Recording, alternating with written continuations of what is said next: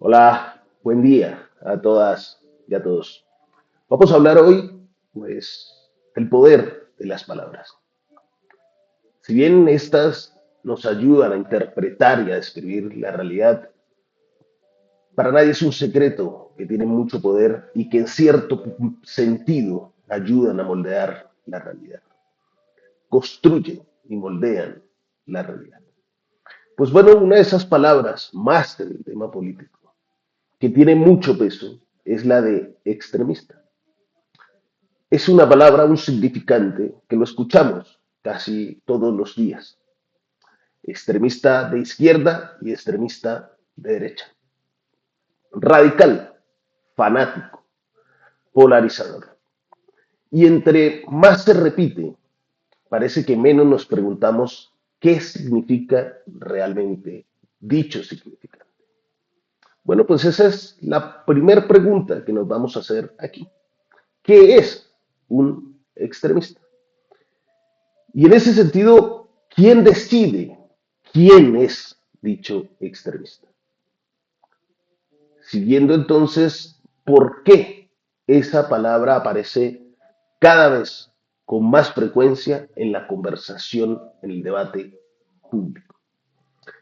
Hace algún tiempo encontré una frase muy interesante y llamativa de Martin Luther King, que la escribió desde la cárcel en Birmingham, desde la cárcel. Porque antes de convertirse en un héroe, Martin Luther King fue acusado de agitador, fue acusado de extremista. Y bueno, allí Martin Luther King escribió lo siguiente, una reflexión bastante incómoda. Y es, la pregunta no es si seremos extremistas, sino qué clase de extremista seremos. Y luego agregó lo siguiente, seremos extremistas por el odio o seremos extremistas por el amor. Es sin duda una frase y una reflexión brillante.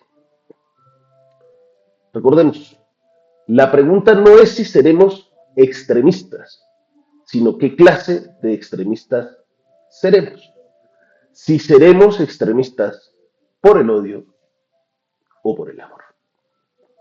Así que esa reflexión nos obliga a dejar de preguntarnos quién es extremista y empezar más bien a preguntarnos para qué.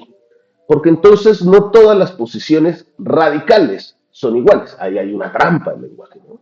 Todo extremista parece que fuera igual. No, no todas las posiciones radicales son iguales. Hubo un tiempo en que exigir el voto femenino era una posición radical. Hubo un tiempo en el que abolir la esclavitud era una posición radical. Hubo un tiempo en el que defender los derechos laborales era una posición radical. Y bueno, en nuestro país, si hacemos memoria, vemos cómo se ha perseguido, se ha masacrado, se ha asesinado a la gente por esto, por defender esto, que es considerado para algunos radical. Entonces hubo un tiempo también en el que decir que todos los seres humanos debían tener los mismos derechos era considerado extremismo. La historia, por lo tanto, está llena de personas consideradas radicales antes de convertirse en referentes morales. Miremos algunos recientes. Nelson Mandela, Gandhi o Martin Luther King. Todos fueron acusados en su momento de extremistas. Por eso vale la pena preguntarse, ¿la palabra, el significante extremista, describe una posición? Pues no. O muchas veces describe a quién desafía los intereses establecidos. Porque miremos que en la política las palabras no siempre sirven para explicar, sino que sirven o se utilizan en un combate permanente y entonces ciertos significantes son usados para deslegitimar. Bien, pues bueno, y cuando una sociedad deja de debatir las ideas para empezar a etiquetar a las personas, algo importante, importante, y para nosotros incipiente, empieza a deteriorarse. Y en la democracia. Y entonces aquí aparece otra pregunta. Si llamamos extremista a quien cuestiona el orden establecido, ¿qué ocurre con quienes prometen imponer orden? Y ahí aparece entonces una segunda parte de esta reflexión. Aparece el hombre fuerte, porque cada vez que una sociedad atraviesa incertidumbre, miedo o frustración, y ya hemos aclarado esto en pasadas videocolumnas, como los grandes medios de comunicación se han dado a la tarea de generar esa incertidumbre, ese miedo, esa frustración. Pues bueno, cuando eso aparece, surge una figura que promete resolverle todo. Vamos a ver si esto le suena familiar. No propone procesos, no propone, ni habla de instituciones, no propone deliberación, no. Propone autoridad, un significante. Propone fuerza, propone orden. Eric Fromm nos hablaba de algo inquietante, escribió algo inquietante en El miedo a la libertad. Decía que muchas personas, cuando se sienten amenazadas, cuando sienten demasiada incertidumbre, terminan renunciando voluntariamente a su parte de libertad para cederla a eso, a un salvador de la patria, ¿no? Y esto ocurre porque es que la libertad implica responsabilidad, implica duda, implica complejidad. Mientras que por el otro lado, pues la obediencia ofrece una sensación casi inmediata, una recompensa casi inmediata de seguridad aparente. Y esa es una de las grandes paradojas, podemos decirlo, de la política. Las sociedades no siempre pierden la libertad porque alguien se las arrebata.